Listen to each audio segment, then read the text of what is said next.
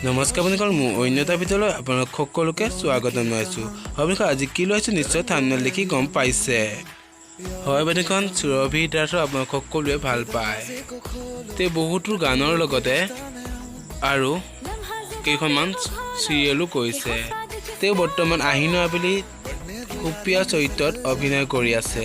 হয় বন্ধুসকল, সুৰভি দাস এটা নতুন জাৰ্নি ষ্টাৰ্ট কৰিছে। হয় বন্ধুসকল, তেওঁ নিজৰ ইনষ্টাগ্ৰাম যোগেদি তেওঁ শ্বেয়াৰ কৰিলে যে সকলো ফ্ৰেণ্ডছলৈ। তেওঁ শ্বেয়াৰ কৰাৰ বস্তুটো হৈছে আই মুভ টু মুম্বাই মহাৰাষ্ট্ৰ। হয় বন্ধুসকল, সুৰভি বা বৰ্তমান মুম্বাইত আছে। হয় বন্ধুসকল, সুৰভি বাৰ সপোন সফল হওক তাৰে আশা কৰিছোঁ। আৰু আপোনালোকেও সুৰভি বাক আশীৰ্বাদ কৰিব যে সুৰভি বা অভিনয়ৰ ক্ষেত্ৰত আগুৱাই যাব পাৰে। হয় বন্ধুসকল, আৰু আপোনালোকে খুজি থকা মোৰ কথাটো হৈছে সুৰভি বা আৰু অসমত অভিনয় নকৰে নেকি? হয় বন্ধুসকল, সুৰভি বা নিশ্চয় অসমত আকৌ অভিনয় জগতলৈ ঘূৰি আহিব।